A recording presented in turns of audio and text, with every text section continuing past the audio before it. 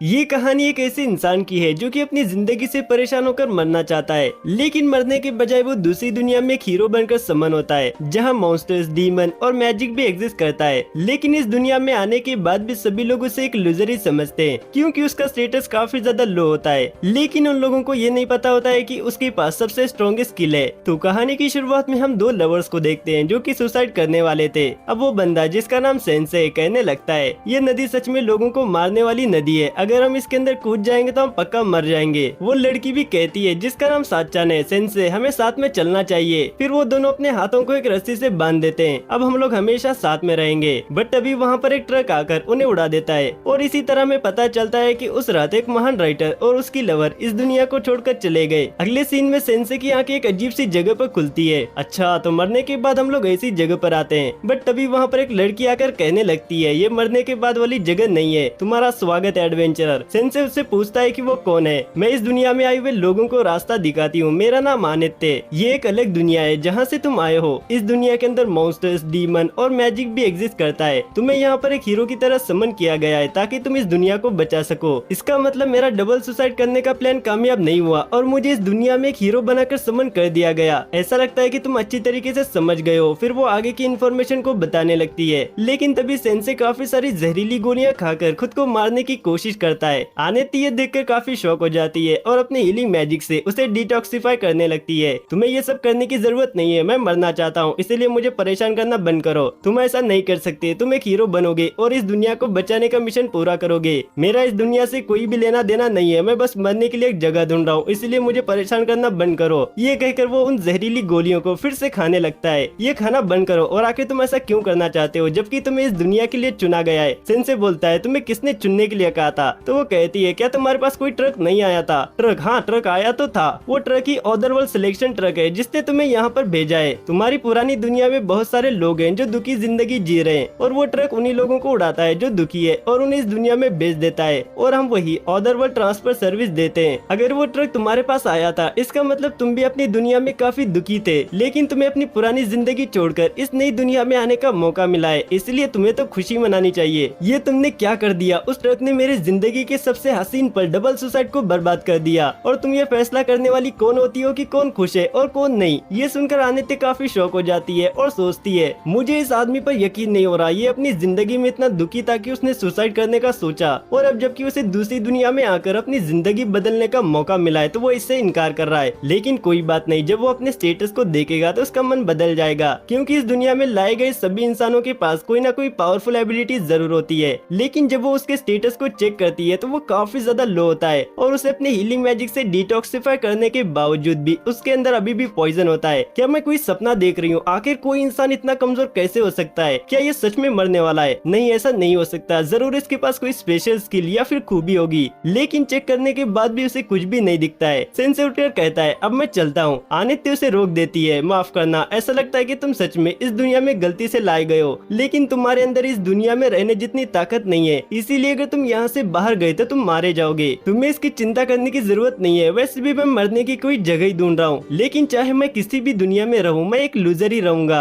ये कहकर वो वहाँ से जाने लगता है। इधर आदित्य सोचती है, ये आदमी काफी अलग है। पहले मुझे दूसरी दुनिया से आए हुए लोगों को गाइड करने में काफी गर्व होता था, और दूसरी दुनिया से आए हुए सभी लोगों के पास कोई ना कोई पावरफुल स्किल होती थी, लेकिन ये आदमी उन सभी से काफी अलग है। वो कहती है, कम से कम जाने से पहले इस दुनिया में रहने के लिए कोई प्रोफेशन तो ले लो। आखिर तुम ये क्या बोल रही हो? मैं बचपन से एक राइटर हूँ, इसलिए अलविदा सुंदर कानों वाली लड़की। वही आदित्य सोचती है, अब मैं समझ गई, मैं इसी आदमी के आने का इंतजार कर रही थी। फिर हम सेंसे को देखते हैं जो कि एक बोर्ड को देख रहे होते हैं। मैं इस पर लिखा हुआ एक शब्द भी नहीं पढ़ सकता, लेकिन मुझे पूरा यकीन है कि यहाँ आसपास कोई भी कैफ नहीं होगा। ये कहकर वो उन जहरीली गोलियों को फिर से खाने लगता है। तभी उसे एक मैसेज आता है कि उस बोर्ड को देखने की वजह से उसके एक्सपीरियंस पॉइंट बढ़ गए हैं और उसका लेवल भी बढ़ जाता है। पता नहीं तुम कौन हो, लेकिन सीधा मेरे दिमाग में बात करना बंद करो, क्योंकि मेरा सर पहले से ही काफी दर्द कर रहा है, इससे अच्छा तो मैं मर ही जाता। तभी उसे किसी के चिल्लाने की आवाज आती है। फिर वहाँ जाने पर वो देखता है कि एक ट्री मॉन्स्टर ने एक लड़की को पकड़ा हुआ था। वो लड़की सेंसे से मदद मांगने लगती है, बट सेंसे उसकी मदद करने के बजाय सोचने लगता है, आज मैं बहुत से अजीब कहने वाले लोगों से मिल रहा हूँ, पर सच में मरती औरतें काफी सुंदर लगती है। हे लड़की, क्या मैं तेरे ऊपर एक नोवेल लिख सकता हूँ? ये तुम क्या बोल रहे हो? जल्दी करो और मुझे बचाओ। तो सेंसे उसे बचाने के लिए अपने हाथों को ऊपर करता है, लेकिन उसके हाथ उस लड़की तक नहीं पहुँचते हैं। वो लड़की कहती कहती है क्या तुम्हारे पास कोई तलवार या फिर स्पेल नहीं है, बट तभी वो पेड़ सेंसे को भी पकड़ लेता है। ये तुम क्या कर रहे हो, तुम सच में काफी निकम्मे हो, मैंने तुम्हें मुझे बचाने के लिए कहा था लेकिन तुम खुद भी लटक रहे हो। वो बताती है कि इस ट्री मॉन्स्टर के पास सक्शन स्किल होती है जो अपने कैदियों से उनकी लाइफ फोर्स को खींचती है और अब हम लोग कुछ ही मिनट्स में मारे जाएंगे। ये तो काफी अच्छी बात है, ऐसा लगता है कि तुम भी काफी एक्साइटेड हो। ये तुम क्या बोल रहे हो और इसमें अच्छी बात क्या है। तभी सेंसे की लाइफ फोर्स खींचने की वजह से वो मॉन्स्टर पैरालाइज हो जाता है और उसकी आधी बॉडी ब्लास्ट हो जाती है, जिससे वो दोनों बच जाते हैं और वो मॉन्स्टर पूरी तरह से खत्म हो जाता है। ऐसा लगता है कि मैं मरने से फिर से बच गया। तभी उसे मैसेज आता है कि उसके जहर की वजह से वो मॉन्स्टर मर गया है और उसका लेवल भी बढ़ जाता है। ये देखकर वो लड़की काफी शॉक हो जाती है और सोचती है इसने अपनी लाइफ फोर्स की बजाय उसे अपना जहर अब्सॉर्ब करने दिया और उसे मार दिया। फिर वो कहती है आखिर तुम्हारी दिक्कत क्या है, तुम पहले कमजोर होने का दिखावा करते हो लेकिन असल में तुम काफी ताकतवर हो। मेरे साथ हमेशा ये ऐसा होता है, मैं हर बार मरने की कोशिश करता हूँ लेकिन फिर भी जिंदा बच जाता हूँ। अब तक मैंने लगभग 5 बार मरने की कोशिश की है लेकिन एक बार भी कामयाब नहीं हुआ। जिस पर वो लड़की कहती है वो जो भी हो, मुझे नहीं पता है कि तुम उदास क्यों हो, लेकिन मैं काफी खुश हूँ कि मैं जिंदा बच गई, इसके लिए तुम्हारा शुक्रिया। फिर वो सेंसे को अपने साथ चलने के लिए कहती है ताकि वो उसका अच्छे से शुक्रिया कर सके। फिर वो सेंसे का नाम पूछती है, वैसे तो लोग मुझे सेंसे कह के बुलाते हैं, तुम भी मुझे इसी नाम से बुला सकती हो। जिसके बाद वो लड़की सेंसे के हाथ को पकड़कर उन्हें उठाने लगती है। तभी सेंसे उसके हाथ पर लगे हुए रस्सी को नोटिस करता है जिसे बांधकर साचान और वो सुसाइड करने वाले थे। क्या तुम भी इसी दुनिया में आई हो साचान? जिस पर वो लड़की कहती है कि मेरा नाम साचान नहीं है। फिर वो अपना नाम बताने लगती है, बट तभी सेंसे फिर से साचान कहते हैं और सोचते हैं मुझे इस अजीब सी दुनिया में जीने की एक वजह मिल गई है, चाहे तुम इस दुनिया में कहीं भी हो मैं तुम्हें ढूंढ कर रहूंगा। और फिर हम दोनों डबल सुसाइड करेंगे। जिसके बाद हम लोग आदित्य को देखते हैं जो कि गॉड से प्रे कर रही होती है, प्लीज उस एडवेंचर की रक्षा करना और किसी दिन हम दोनों को दोबारा मिलवा देना। इतने में सेंसे वहाँ पर आ जाते हैं, जिसे देखकर आदित्य काफी खुश हो जाती है और सेंसे की तरफ भागने लगती है। बट तभी सेंसे के साथ आई हुई लड़की उनसे पूछती है हम लोग यहाँ पर क्या कर रहे हैं। वहीं आदित्य उसे देखकर काफी शौक हो जाती है, आखिर ये औरत कौन है और ये सेंसे के साथ क्या कर रही है, क्या सेंसे ने इतनी जल्दी गर्लफ्रेंड भी बना ली। मुझे तुमसे कुछ पूछना है, मैं साचा नाम की औरत को ढूंढ रहा हूँ, क्या तुम्हें पता है कि वो कहाँ है। ये सुनकर आदित्य और भी हैरान हो जाती है। सेंसे ने एक औरत को पहले ही अपने साथ लेकर आए हैं और वो एक और औरत को ढूंढना चाहते हैं। जिसके बाद वो सभी सिटी की तरफ जाने लगते हैं। मेरे पास साचान को ढूंढने का कोई भी रास्ता नहीं है। जिस पर वो लड़की कहती है चिंता मत करो, मुझे पूरा यकीन है कि हमें वो जरूर मिल जाएगी और यहाँ से मेरा घर काफी दूर है, इसलिए हमें आगे के टाउन में रुकना चाहिए। ये कहकर वो सेंसे के हाथ को पकड़कर उन्हें खींचने लगती है। तभी आदित्य उसे अपनी छड़ी से मारती है। तुम दिन दहाड़े किसी आदमी के हाथ को कैसे पकड़ सकती हो, क्या तुम्हारे अंदर जरा भी शर्म नहीं है। ये काफी दर्द कर रहा है और आखिर तुम हमारे साथ क्या कर रही हो। तो आदित्य शर्माते हुए बताने लगती है। उसे शर्माता हुआ देखकर वो कहती है अब मैं समझ गई, तुम सेंसे से प्यार करती हो ना। मेरे इतने गंदे इरादे नहीं है, एक पीरिस होने के नाते मैं इस कमजोर एडवेंचर को बचाने के लिए उसके साथ आई हूँ। तो सेंसे एक एडवेंचरर है, तभी मैं सोचूं कि वो इतने ताकतवर कैसे हैं। झूठ मत बोलो, वो ताकतवर नहीं है, इसलिए मुझे उनके साथ रहकर उनकी रक्षा करनी पड़ेगी। जिस पर वो कहती है ये सच नहीं है, सेंसे ने एक ट्री मॉन्स्टर को मारकर मेरी जान बचाई है। ये सुनकर आदित्य काफी शौक हो जाती है, आखिर तुम दोनों इतने नजदीक कब आ गए, तुम जरूर सेंसे को मुझसे चुराना चाहती हो। वही सेंसे को उस कबाड़ में एक कॉफिन मिलता है। मुझे काफी अच्छी चीज मिली है, इस दुनिया में आने के बाद से मुझे काफी चक्कर आ रहे हैं, इसलिए मैं सोने जा रहा हूँ। आदित्य और तमा जब हम सिटी में पहुँच जाए तो मुझे उठा देना। तुम तमा किसे बोल रहे हो, मेरा नाम तमा नहीं है। फिर वो अपना नाम बताने लगती है, लेकिन तभी सेंसे कॉफिन के ढक्कन को बंद कर देते हैं। वही आदित्य उसे चिढ़ाने के लिए कहती है उन्होंने मुझे तो सही नाम से बुलाया लेकिन तुम्हारा नाम गलत लिया। जिसके बाद वो कॉफिन को खींचते हुए वहाँ से जाने लगती है। आगे हम नदी के किनारे एक महल को देखते हैं जहाँ पर एक लड़की उदास होकर आसमान को देख रही होती है। वहीं वो दोनों सेंसे के कॉफिन को खींचते खींचते काफी थक जाते हैं। तमा गुस्सा होते हुए कहती है कि आप अपने पैरों पर नहीं चल सकते, बट सेंसे कोई भी जवाब नहीं देते हैं। तमा को लगता है कि कहीं वो सच में तो नहीं मर गए। चिंता मत करो, वो बिल्कुल ठीक है, वो बस आराम कर रहे हैं। तमा कहती है कॉफिन के सामने ऐसी बातें करना बंद करो।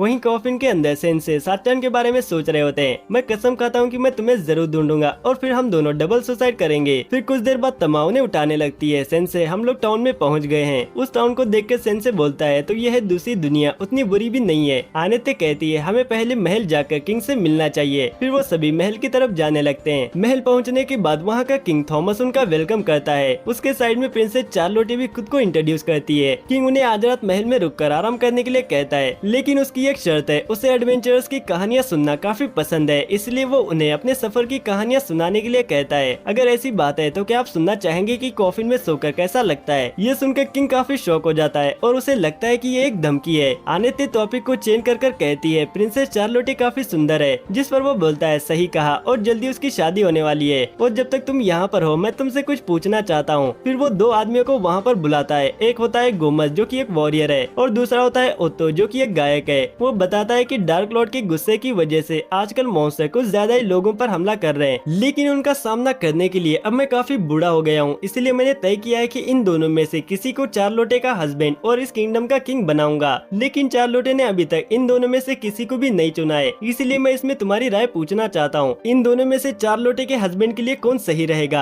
आखिर ये मुझे कैसे पता होगा? और ये फैसला आपके बेटी का फ्यूचर डिसाइड करेगा। इसलिए कोई ऐसा सवाल नहीं है जिसे आप आज ही आए हुए मुसाफिरों से पूछना चाहिए। तुम सच में काफी खतरनाक किंग हो, या फिर मैं कहूँ कि तुम इस किंग की पोजीशन के लायक नहीं हो। ये सुनकर सभी लोग काफी शॉक हो जाते हैं। फिर सेंसे वहाँ से जाने लगता है। वहीं वो दोनों किंग से इसके लिए माफी मांगने लगते हैं। वो दूसरी दुनिया से आए हैं, इसलिए वो थोड़ा ऐसे हैं, प्लीज उन्हें माफ कर दीजिए। कोई बात नहीं, अगर वो दूसरी दुनिया से आया है तो वो इसमें कोई भी मदद नहीं कर सकता। जिसके बाद रात हो जाती है और सेंसे अभी तक जाग रहे होते हैं। आनेते उनसे पूछती है, क्या आपको नींद नहीं आ रही है? ये मेरा हमेशा का है, मुझे कभी भी अच्छी नींद नहीं आती है। आनेते कहती है, सेंसे आखिर ये सात-चान कौन है? तभी उनके चद्दर में से एक पूंछ बाहर आती है। तो आनेते चद्दर को उठाकर देखती है जहाँ तमा सेंसे के गोद में सो रही होती है। ये देखकर आनेते उसे तकिए से मारती है। तुम कितनी बेशरम लड़की हो, आखिर तुम सेंसे के गोद में कैसे सो सकती हो? मुझे काफी ठंड लग रही थी, इसमें मैं क्या कर सकती हूँ? और वैसे भी मेरे स्पीशीज में ये आम बात है। उन दोनों को लड़ता हुआ देखकर सेंसे वहाँ से जाने लगता है। आगे जाने पर उसे प्रिंसेस चार्लोटे दिखती है। ये नजारा सच में काफी सुंदर है, इसे देखकर मुझे डूबकर मरने का मन कर रहा है। ये सुनकर चार्लोटे काफी शौक हो जाती है। क्या तुम इतने परेशान हो कि तुम खुद को मारना चाहते हो? लेकिन लगता है कि तुम मुझसे भी ज्यादा परेशान हो। वो बताती है कि मैंने अभी भी गोमस और ओट्टो में से किसी को भी नहीं चुना है। एक तरफ वॉरियर गोमस है जिस पर फादर सबसे ज्यादा भरोसा करते हैं, और दूसरी तरफ मेरे बचपन का दोस्त ओत्तो है। इसलिए मुझे समझ नहीं आ रहा है कि मुझे क्या करना चाहिए। तुम मुझसे बिल्कुल अलग हो, तुम एक दयालु लड़की हो जो अपने फादर की परवाह करती है। मेरी जिंदगी परेशानियों से भरी पड़ी थी और कई बार तो मैंने खुद को मारने की भी कोशिश की है, जिससे मेरे परिवार को काफी मुश्किल हुई है। लेकिन फिर भी मैंने किसी और से ये चुनने के लिए नहीं कहा कि मुझे क्या करना चाहिए। इसलिए तुम्हें ये खुद चुनना चाहिए कि तुम क्या करना चाहती हो। ये कहकर सेंसे वहाँ से जाने लगता है। जिसके बाद सुबह हो जाती है और किंग उन तीनों को फिर से अपने पास बुलाता है, क्योंकि वो ये बात उन तीनों को भी बताना चाहता है कि चार्लोटे ने चुन लिया है कि वो किससे शादी करेगी। आनेते बोलती है, अगर किंगडम के भविष्य के बारे में सोचा जाए तो मुझे पूरा यकीन है कि वो गोमस को ही चुनेगी। बट तमा कहती है कि उसके हिसाब से ओत्तो उसके लिए सही रहेगा। किंग चार्लोटे से उस इंसान के पास जाके खड़े होने के लिए कहता है जिसे उसने चुना है। तो चार्लोटे बोलती है ठीक है, और आगे जाते हुए कहने लगती है, मैंने कई बार खुद से ये पूछा कि मुझे क्या करना चाहिए, और आखिरकार मैंने अपना फैसला कर लिया है। वो सेंसे के हाथ को पकड़कर कहती है, मैं इस आदमी के साथ डबल सुसाइड करना चाहती हूँ। ये सुनकर सभी लोग काफी शौक हो जाते हैं। आनेते ये कहते हुए बेहोश हो जाती है कि यहाँ पर कोई भी भगवान नहीं है। तुमसे बात करने के बाद मैंने पूरी रात सोचा, जब भी मैं दुखी होती थी तो ओत्तो गाना लिखकर मुझे सुनाया करता था। लेकिन जब मैंने इसके बारे में गौर से सोचा तो मुझे एहसास हुआ कि जब मैं दुखी नहीं भी होती थी तब भी वो ऐसा ही करता था, और कल रात भी उसने हंगामा मचा दिया था। इससे मुझे पता चला कि वो बस अपने नए गाने किसी को सुनाना चाहता था, और मैं गोमस से भी शादी नहीं कर सकती क्योंकि उनसे काफी बदबू आती है। किंग कहता है, बेवकूफों जैसी हरकतें मत करो और जल्दी से इन दोनों में से किसी को अपना हस्बैंड चुन लो। बेवकूफ तो आप हैं, आखिर आपने बिना मेरी मर्जी के मेरी शादी तय क्यों की, जबकि मैं शादी भी नहीं करना चाहती। और यहाँ पर किसी ने भी मेरी फीलिंग को नहीं समझा, सिर्फ इस आदमी को छोड़कर। तुम ही वो पहले इंसान हो जिसने मेरी मर्जी पूछी और उसकी रिस्पेक्ट की। तो ऐसी बात है, इसीलिए तुम शादी नहीं करना चाहती और मेरे साथ डबल सुसाइड करना चाहती हो। तभी गोमस काफी गुस्सा हो जाता है और कहता है, आखिर तुम्हारी हिम्मत कैसे हुई ये कहने की कि मुझसे बदबू आती है। ये बोलकर वो एक मॉन्स्टर में बदल जाता है। मैंने सोचा था कि मैं इस किंगडम का किंग बनूंगा और फिर से डार्क लॉर्ड को दे दूंगा, लेकिन मैंने कभी नहीं सोचा था कि प्रिंसेस मुझे पहचान लेगी। सेंसे उससे पूछता है, क्या तुम इसकी असलियत जानती थी? तो वो बोलती है कि बिल्कुल नहीं, मैंने तो बस ये कहा कि उनसे बदबू आती है। गोमस उसे चुप रहने के लिए कहता है और बोलता है, इस हालत को देखकर ऐसा लगता है कि अब मुझे किंग बनने की जरूरत नहीं है, मुझे सिर्फ तुम सबको मारना है और फिर ये किंगडम मेरा हो जाएगा। वहीं द तमा आनित्य को उठाने लगती है, लेकिन वो उतने का नाम ही नहीं ले रही होती है। तभी काफी सारे सैनिक आकर उस मॉन्स्टर पे हमला करने लगते हैं, लेकिन वो उन सभी को काफी आसानी से हरा देता है। वहीं एक पत्थर उन दोनों की तरफ आने लगता है तो तमा उसे उठाकर वहाँ से कूद जाती है। फिर तमा उस मॉन्स्टर को एक किक मारती है, वहीं वो मॉन्स्टर भी उस पे हमला करने लगता है, बट तमा उसे डॉज कर लेती है और फिर से उसे किक मारती है। बट इससे उस मॉन्स्टर को कुछ भी नहीं होता है और वो तमा पर अपने सींगों से हमला करता है, जिससे उसका खून निकलने लगता है। फिर वो मॉन्स्टर अपनी पूरी ताकत से उसके पर हमला करने लगता है, बट तभी सेंसे उससे कहता है, बीच में दखल देने के लिए माफ करना, लेकिन क्या तुम हमें पहले मार सकते हो? हम दोनों मरना चाहते हैं। अब जबकि प्रिंसेस अपने बेवकूफ फादर से आजाद हो गई है तो उसकी पहली इच्छा है कि वो मेरे साथ डबल सुसाइड करे, इसीलिए क्या तुम हमारी मदद मदद कर सकते हो। ये सुनकर चार्लोटे काफी शॉक हो जाती है। किंग बोलता है आखिर ये कैसा पागल आदमी है, बेवकूफों जैसी बातें कर रहा है। ठीक है, अगर तुम्हें मरने की इतनी जल्दी है तो मैं तुम्हारी ये इच्छा पूरी कर देता हूँ और तुम्हें पहले मार देता हूँ। फिर मैं किंग को मारूंगा और आखिर में मैं इस किंगडम को पूरी तरह से तबाह कर दूंगा और यहाँ के हर एक इंसान को मार दूंगा। तुम्हें जो करना है करो, अब जबकि हम मरने वाले हैं तो हमें इससे कोई भी फर्क नहीं पड़ता है। वहीं चार्लोटे काफी डर रही होती है और कांपने लगती है। इधर वो मॉन्स्टर उनके ऊपर हमला करने के लिए आने लगता है। चार्लोटे डर के मारे बोलती है मैं मरना नहीं चाहती, मुझे जीना है ताकि मैं इस किंगडम के लोगों को बचा सकूं। तो तुम असल में ये चाहती हो, मुझे पता था कि तुम एक दयालु प्रिंसेस हो जो मेरे साथ डबल सुसाइड करने के लिए नहीं बनी है। ये कहकर वो चार्लोटे को अपने से दूर फेंक देता है। वही वो मॉन्स्टर सेंसे को मारने ही वाला होता है कि तभी आनेत्ते सेंसे के सामने एक शील्ड बनाती है। जब तक मैं आपके साथ हूँ मैं आपको मरने नहीं दूंगी। शील्ड की वजह से उस मॉन्स्टर के सिंग टूट जाते हैं। तमा ये देखकर उसकी तारीफ करने लगती है। वहीं आनेत्ते उसे उस मॉन्स्टर पर हमला करने के लिए कहती है तो तमा अपने सबसे पावरफुल अटैक से उस मॉन्स्टर पे हमला करती है, जिससे वो मॉन्स्टर दीवार तोड़कर पानी में गिर जाता है और खत्म हो जाता है। आज हम सभी तुम्हारी वजह से बच पाए हैं, इसके लिए तुम्हारा शुक्रिया। तुमने भी काफी मेहनत की है, इसलिए तुम्हारा भी शुक्रिया। वहीं किंग चार्लोटे से माफी मांगने लगता है। मुझे यकीन नहीं हो रहा है कि मैंने बिना तुम्हारी फीलिंग को जाने तुम्हें जबरदस्ती शादी करने पर मजबूर कर दिया। मैं सच में किंग बनने के लायक नहीं हूँ, यहाँ तक कि मैं तुम्हारा फादर बनने की भी लायक नहीं हूँ। प्लीज चार्लोटे मुझे माफ कर दो, मैं तुमसे भीख मांगता हूँ। तो चार्लोटे उसे माफ कर देती है। सेंसे बोलता है ऐसा लगता है कि मैं मरने से फिर से बच गया। जिसके बाद चार्लोटे उस किंगडम की क्वीन बन जाती है और अपने किंगडम को लीड करने लगती है। इधर वो दोनों फिर से कॉफिन को खींचते हुए वहाँ से जाने लगते हैं। आनेत्ते कहती है चार्लोटे ने काफी मुश्किल वाला फैसला लिया है, उम्मीद है कि वो बिल्कुल ठीक रहेगी। सेंसे बोलता है यह फैसला उसने खुद लिया है, इसलिए हमें चिंता करने की जरूरत नहीं है। फिर वो कॉफिन से बाहर आकर महल को देखने लगता है। मरती हुई औरतें काफी सुंदर लगती है, पर वो औरतें भी काफी खूबसूरत होती है जो अपने लिए खड़ी होती है। तमा बोलती है जो भी हो, लेकिन क्या आप अपने पैरों पर नहीं चल सकते। जिसके बाद वो चलते चलते काफी दूर आ जाते हैं। तमा बोलती है मुझे काफी भूख लगी है। सही कहा, मुझे भी काफी भूख लगी है, क्यों ना हम एक छोटा सा ब्रेक ले ले, क्या ये खाने का समय हो गया है। आनेत्ते उसे एक ब्रेड देने लगती है, बट सेंसे को पका हुआ टोफू खाना था, इसलिए वो ब्रेड नहीं खाते हैं। आनेत्ते उस डिश को अपनी डायरी में लिखने लगती है, पका हुआ टोफू, ये हमें आगे के टाउन में देखना चाहिए। तमा सोचती है आखिर वो इतनी एक्साइटेड क्यों हो रही है। फिर वो पूछती है हम लोग मेरे घर से कितने दूर है। तो वो बताती है हमें तुम्हारे घर गेरून में पहुँचने में और कुछ दिन लगेंगे, लेकिन उससे पहले हमें ज्वाइटेन टेम्पल में रुकना होगा, क्योंकि आमतौर पर अदर वर्ल्डर्स हमारी दुनिया में इन 4 टेम्पल में से ही किसी एक में आते हैं और वहाँ से डार्क लॉर्ड के महल तक जाने के लिए निकल जाते हैं। लेकिन हमारे सेंसे का मकसद डार्क लॉर्ड को हराना नहीं है, बल्कि साचान को ढूंढना है, इसलिए हमें चारों टेम्पल में जाकर जानकारी लेना होगा। लेकिन अगर हमें वहाँ पर भी कुछ नहीं मिला तो इसका मतलब हमें पूरी दुनिया घूमना होगा। सही कहा, क्या तुम्हें इससे कोई दिक्कत है। तमा बोलती है ऐसा लगता है कि तुम सच में पागल हो गई हो। असल में मैं नहीं चाहती कि सेंसे डार्क लॉर्ड से लड़े, क्योंकि वो काफी कमजोर है, जिससे उनकी जान काफी खतरे में पड़ सकती है। तुम सच में सेंसे को पसंद करती हो ना। ये सुनकर आनेत्ते शर्म से लाल हो जाती है। ऐसी बात नहीं है, मैं जब पूरी तरह से हार मान चुकी थी तब सेंसे ने मुझे उम्मीद दिखाई थी, इसलिए इस बार मैं उनकी मदद करना चाहती हूँ। लेकिन क्या होगा अगर साचान उनकी लवर होगी तो।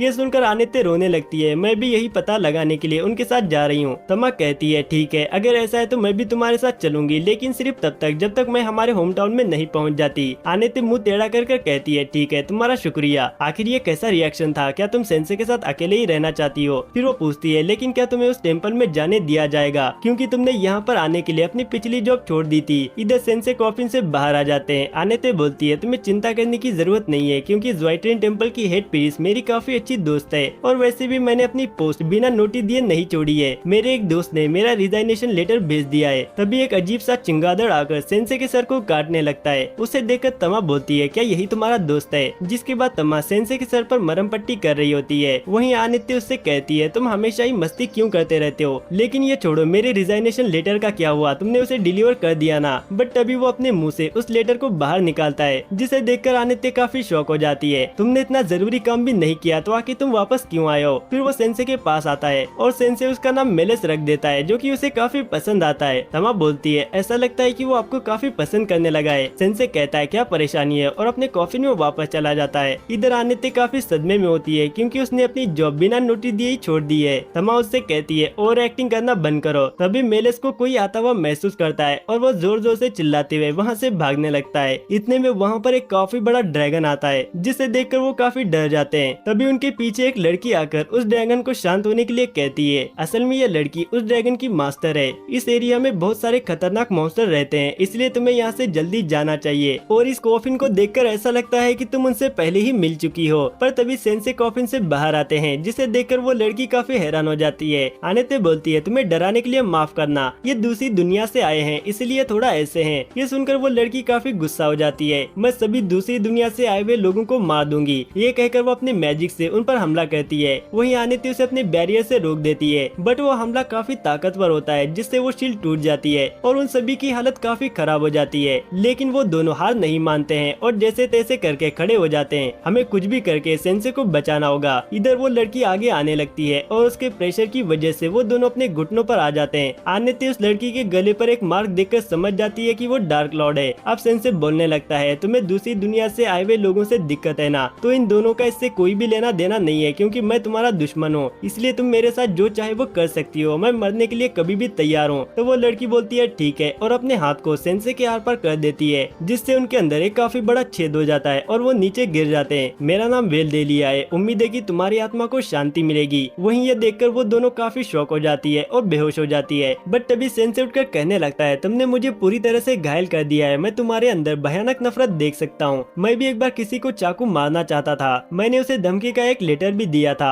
आखिर तुम ये किस बारे में बात कर रहे हो? उस वक्त मैं नफरत की वजह से अपना दिमाग खो चुका था और अब मैं देख सकता हूँ कि तुम्हारे साथ भी बिल्कुल वैसा ही हो रहा है, क्योंकि मुझे तुम्हारी आंखें काफी उदास दिख रही है। क्या तुम मुझे बता सकती हो कि ऐसा क्यों है? बट तभी वेलडेलिया उस ड्रैगन के ऊपर बैठकर वहाँ से जाने लगती है। आखिर वो आदमी कौन है? वहीं इधर सेंसे फिर से नीचे गिर जाता है। मेलेस ये सब देख रहा होता है, जिसके बाद हम एक चर्च को देखते हैं। तभी वहाँ पर कोई दरवाजा खटखटाने लगता है, तो एक पीरिस जाकर दरवाजा खोलती है, जहाँ मेलेस ने उन तीनों को लेकर आया होता है। और वो जो पीरिस होती है वो असल में आनेते की दोस्त होती है। आनेते उसे कहती है, मेरी चिंता मत करो, पहले सेंसे की मदद करो। तो वो सभी पोशन और पीरिस को लाने के लिए कहती है, जिसके बाद सुबह हो जाती है और सेंसे एक जहर की बोतल को लेकर उसे पीने लगता है। तमा ये देखकर काफी शौक हो जाती है, आखिर आप तुरंत ठीक होने के बाद ऐसा कैसे कर सकते हैं? मैं इतना ज्यादा ठीक हो गया हूँ कि मैं अब बीमार महसूस करने लगा हूँ। तमा उस बोतल को फेंक देती है, उसे पीना बंद करिए। वहीं इधर वो पीरिस कहने लगती है, जिसका नाम ईशा होता है, ऐसा लगता है कि वो पूरी तरह से ठीक हो चुका है। सही कहा, और ये सब तुम्हारी मदद की वजह से हो पाया है, इसलिए तुम्हारा शुक्रिया। मैं एक दिन तुम्हारा ये एहसान जरूर चुकाऊंगी। लेकिन मैं तुमसे कुछ पूछना चाहती हूँ, क्या तुम किसी दूसरी दुनिया से आए हुए इंसान को जानती हो जिसका नाम साचान है? नहीं, मैंने ये नाम कभी नहीं सुना, वो हमारे टेम्पल में नहीं आई है। आखिर वो कहाँ हो सकती है? इसे छोड़ो, लेकिन तुम एक दूसरी दुनिया से आए हुए इंसान के साथ क्यों घूम रही हो? मैं काफी हैरान हो गई थी जब तुमने अपनी जॉब बिना किसी नोटिस के छोड़ दी थी, लेकिन मुझे इससे काफी राहत भी मिली थी, क्योंकि तुम इस जॉब के लिए कुछ ज्यादा ही बोली हो। बट फिर भी तुम एक दूसरी दुनिया से आए हुए इंसान के साथ सफर क्यों कर रही हो? तुम्हें पता है ना कि दूसरी दुनिया से आए हुए लोग कभी भी मासूम नहीं होते। उन्हें डार्क लॉर्ड को हराने के लिए डिवाइन पावर दी जाती है, जिसे गिफ्ट कहते हैं, लेकिन वो लोग इस पावर का इस्तेमाल अपने फायदे के लिए करते हैं। इसलिए तुम्हें अपना सफर उसके साथ यहीं खत्म करना होगा। तभी वहाँ पर एक अदर वर्ल्डर आता है, जिसका नाम कोतारो होता है, और उसके पास गोल्ड कॉइन बनाने की पावर होती है। फिर वो काफी सारे गोल्ड कॉइन बनाकर उन्हें इम्प्रेस करने की कोशिश करता है, बट ईशा इससे काफी गुस्सा हो जाती है और उन्हीं कॉइन को उसके मुंह पर मारती है। हम लोग यहाँ पर बात कर रहे हैं, इसलिए बीच में दखल देना बंद कर। कोतारो डर के मारे वहाँ से भाग जाता है। देखा, वो सभी लोग ऐसे ही होते हैं। बट वो बोलती है कि सेंसे दूसरे अदर वर्ल्डर्स की तरह नहीं है। ईशा कहती है, वो भी वैसा ही है, मैं उसके चेहरे को देखकर बता सकती हूँ कि वो एक काफी खतरनाक इंसान है। अगर तुम उसके साथ रहोगी तो वो तुम्हें भी बर्बाद कर देगा। आनेते बोलती है, अगर सेंसे नहीं होते तो मैं वो नहीं होती जो अब हूँ। सेंसे ने मेरी किस्मत बदल दी। तभी सेंसे वहाँ पर आता है, मैं एक ड्रग को खरीदना चाहता हूँ, क्या तुम मुझे कुछ पैसे दे सकती हो? तो आनेते बिना सोचे उसे पैसे देने लगती है और बोलती है, वो कोई खतरनाक इंसान नहीं है। ईशा ये देखकर कहती है, वो तुम्हें पहले ही बर्बाद कर चुका है। फिर सेंसे उस ड्रग को खरीदने के लिए जाता है। ईशा पूछती है, उसके पास कौन सा गिफ्ट है? बट ये देखकर कि तुम इतनी आसानी से हार गए थे, इसका मतलब उसके पास कुछ खास गिफ्ट नहीं होगा। सेंसे के पास कोई भी गिफ्ट नहीं है, लेकिन इसके बावजूद भी उन्होंने हमें डार्क लॉर्ड से बचाने के लिए अपनी जान खतरे में डाल दी। एक मिनट रुको, तुम किस बारे में बात कर रही हो? डार्क लॉर्ड को तो अदर वर्ल्डर की पार्टी ने 7 दिन पहले ही खत्म कर दिया है। जिसके बाद हम डार्क लॉर्ड के महल को देखते हैं, जहाँ एक ड्रैगन को बंदी बनाया होता है और वो काफी जोर से चिल्ला रहा होता है। तभी कोई उससे कहने लगता है, चुप हो जाओ, चाहे तुम कितना भी चिल्ला लो, तुम्हारा मास्टर वापस नहीं आने वाला, क्योंकि हमने उसे पहले ही मार दिया है। वहीं दूर से वेलडेलिया उस महल को देख रही होती है। इधर डार्क लॉर्ड की मरने की खबर सुनकर तमा काफी शौक हो जाती है। आनित्य बोलती है, आखिरकार अब हमारे किंगडम में शांति होगी। तमा ये सुनकर काफी खुश हो जाती है। एक मिनट रुको, अगर डार्क लॉर्ड मर चुका है तो कल हम जिससे मिले थे वो कौन था? आनित्य बोलती है, यही तो सवाल है। तमा पूछती है, क्या 7 दिन पहले सेंसे भी इसी दुनिया में थे? तो वो बोलती है, सही कहा, मैं इस दिन को कभी नहीं भूल सकती। उस दिन मेरी जिंदगी बदल गई। लेकिन अगर ऐसा है तो आखिर सेंसे को इस दुनिया में क्यों बुलाया गया है, जबकि डार्क लॉर्ड तो मर चुका है। वहीं सेंसे काफी सारे पन्नों को फाड़ता है और नीचे लेटकर बोलता है शायद मरने के लिए। तमा कहती है आखिर तुम्हें अचानक से क्या हो गया? मैंने सोचा था कि मैं घटनाओं के बारे में लिखने की कोशिश करूंगा, लेकिन मैंने कई बार कोशिश की और अब मैं इससे काफी थक चुका हूँ। आनित्य पूछती है कि आप हमारे सफर के बारे में लिख रहे हैं? अगर ऐसा है तो आपने हमारी मुलाकात को कैसा लिखा है? तो वो बोलता है कि मैंने तुम्हारे बारे में कुछ भी नहीं लिखा है। ये सुनकर आनित्य रोने लगती है। पता नहीं क्यों जब मैं वेल्डेलिया से मिला था तब मुझे क्रिएटिविटी का काफी अद्भुत एहसास हुआ था, लेकिन पता नहीं वो क्रिएटिविटी कहाँ चली गई। मैं प्रे करता हूँ कि कुछ ऐसा हो जिससे मेरा इंटरेस्ट बढ़े। तमा बोलती है मैं फिर से कुछ खतरनाक नहीं करने वाली, क्यों ना हम टाउन में जाकर कुछ शॉपिंग करें। मैं हमारे फ्यूचर को ध्यान में रखते हुए सेंसे के लिए कुछ खरीदना चाहती हूँ। जिसके बाद वो एक शॉप पर आकर सेंसे के लिए आर्मर लेने लगते हैं जो कि काफी बड़ा होता है। तमा बोलती है ये तो हैवी फाइटर्स के लिए है, जिस पर आनित्य कहती है ये सेंसे के लिए एकदम परफेक्ट है। ये नोइस मैजिक को भी बेकार कर देता है। पता नहीं हम पर कौन और कहां से हमला कर दे, इसलिए मैं सेंसे को और मुसीबत में नहीं डालना चाहती। तमा बोलती है लेकिन ऐसा लगता है कि वो अभी मुसीबत में है, बट सेंसे को ये उतना भी बुरा नहीं लगता है। हम लोग शॉपिंग के लिए जा रहे हैं, इसलिए हमारे बिना कहीं पर भी मत जाना। ये कहकर वो सेंसे को हेलमेट पहना देती है और वहाँ से चली जाती है। फिर कुछ देर बाद सेंसे के पास काफी सारे बच्चे आकर उन्हें देखने लगते हैं। तभी ईशा वहाँ से जा रही होती है। सेंसे उसे हेलो कहता है। उसे देखकर ईशा काफी शॉक हो जाती है। आखिर तुम यहाँ पर क्या कर रहे हो? मैं बस कुछ मजे करना चाहता था। ईशा बोलती है ये सब छोड़ो, मैं तुमसे कुछ बात करना चाहती हूँ। अब से आनित्य मेरे साथ रहेगी। वो हमेशा से ही काफी अच्छी लड़की रही है, इसलिए वो लोगों पर काफी आसानी से भरोसा कर लेती है, लेकिन वो एक अदर वर्ल्डर के साथ कभी भी खुश नहीं रह पाएगी और मैं उसकी दोस्त होने के नाते ऐसा कभी भी नहीं होने दूंगी। इसलिए प्लीज आनित्य को अपनी पार्टी से निकाल दो। जिस पर सेंसे बोलता है ये आनित्य डिसाइड करेगी कि उसे मेरे साथ आना है या फिर नहीं। तुम्हें इस मामले में कुछ भी बोलने की जरूरत नहीं है। वो कोई पिंजरे की चिड़िया नहीं है और तुम ये कैसे कह सकती हो कि वो खुश नहीं रह पाएगी, क्योंकि तुम एक अदर वर्ल्डर हो और मुझे अदर वर्ल्डर्स पर बिल्कुल भी भरोसा नहीं है। तभी वहाँ पर एक हीरो काफी सारे वुल्फ को लेकर आता है और सभी लोगों से कहने लगता है कुछ दिन पहले एक अदर वर्ल्डर की पार्टी ने डार्क लॉर्ड को हरा दिया है। ये सुनकर सभी लोग काफी शॉक हो जाते हैं और अब तुम्हारी दुनिया में शांति आ गई है। ये सुनकर सभी लोग काफी खुश हो जाते हैं और अदर वर्ल्डर्स के नारे लगाने लगते हैं। तुम्हें ये शांति अदर वर्ल्डर्स ने अपनी जान खतरे में डालकर दी है, इसलिए अब से अदर वर्ल्डर जिन्होंने इस दुनिया को बचाया है इस पर राज करेंगे और इसे ग्रेट हीरो एज कहा जाएगा। कोतारो बोलता है और अब से इस टाउन पर मिस्टर सुजुकी का राज होगा। ये सुनकर सभी लोग काफी हैरान हो जाते हैं। तमा कहती है आखिर वो खुद को समझते क्या है। तभी कोतारो आनित्य को देखकर कहता है ये वही इल्फ लड़की है जिसने मुझ पर हमला किया था।